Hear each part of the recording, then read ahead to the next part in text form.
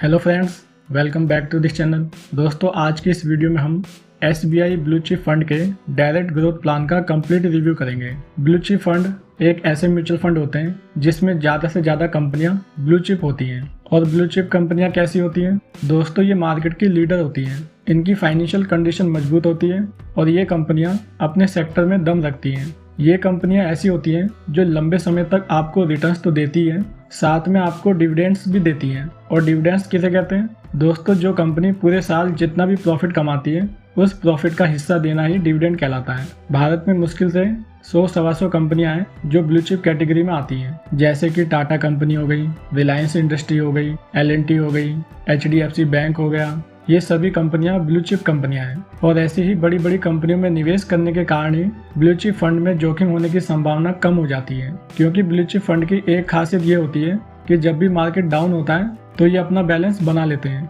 और SBI blue chip fund भी इसी प्रकार का फंड है जो लगभग 90% निवेश सिर्फ बड़ी कंपनियों में ही करते हैं और बाकी 10% निवेश मिड कैप कंपनियों में करते हैं। इस म्यूचुअल फंड का फंड साइज काफी बड़ा है, जो कि 51,243 करोड़ रुपए है। इस फंड का डायरेक्ट ग्रोथ प्लान 1 जनवरी 2013 में लॉन्च किया गया है और इसका बेंचमार्क BSE 100 इंडेक्स है। ये म्यूचुअल फंड एक ओपन एंडेड स्कीम है, यानी इस म्यूचुअल फंड में आप अपना अकाउंट कभी भी बंद करवा सकते हैं और कभी भी खुलवा सकते हैं। इसमें आप अपनी चॉइस के अनुसार कभी भी म्यूचुअल फंड में आ जा सकते हैं। लेकिन इस म्यूचुअल फंड में अकाउंट बंद करवाते समय आपको एक बात का ध्यान रखना है कि म्यूचुअल फंड कंपनी आपसे एक पेनल्टी फीस लेती है, जिसे एग्जिट लोड कहते हैं। इस म्यूचुअल फंड का एग्जिट लोड 1% है।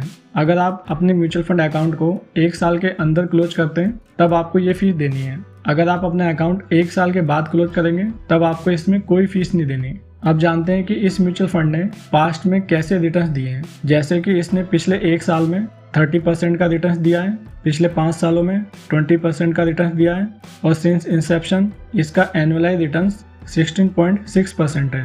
इस फंड के डायरेक्ट प्लान को लगभग 11.5 साल कंप्लीट हो चुके हैं और 11.5 साल में इसने 16.6% का एनुअलाइज रिटर्न्स दिया है। ये काफ़ी बढ़िया रिटर्न्स है। अगर इस म्यूचुअल फंड का कंपैरिजन इसकी कैटेगरी से करें तो इस म्यूचुअल फंड ने पिछले 1 साल, 3 साल और 5 साल में अपनी कैटेगरी के म्यूचुअल फंड से अच्छे रिटर्न दिए हैं। फंड ने अब तक टोटल 54 कंपनियों में निवेश किया है, जिनमें से टॉप 10 कंपनियां ये हैं। इस फंड को 2 फंड मैनेजर मैनेज कर रहे हैं। पहले फंड मैनेजर का नाम है मिस्टर सौरभ पंत। इन्हें 16 साल से ज़्यादा का एक्सपीरियंस है और ये इस म्यूचुअल फंड को अप्रैल 2024 से मैनेज कर रहे हैं। दूसरे फंड मैनेजर का नाम है मिस्टर प्रदीप केसावन। इन्हें 18 साल से ज़्यादा का एक्सपीरियंस है और ये इस म्यूचुअल फंड को दिसंबर 2023 से मैनेज कर रहे हैं। दोस्तों, अगर आपको ये वीडियो पसंद आ रही है तो इस वीडियो को एक लाइक कीजिए। अगर आप चैनल पे नए हैं तो चैनल को सब्सक्राइब कीजिए ताकि आपको पर्सनल फाइनेंस से रिलेटेड वीडियो हमेशा मिलती रहे। अब चलते हैं इसके नेक्सट पॉइंट पे। नेक्स्ट पॉइंट है एक्सपेंस रेशो।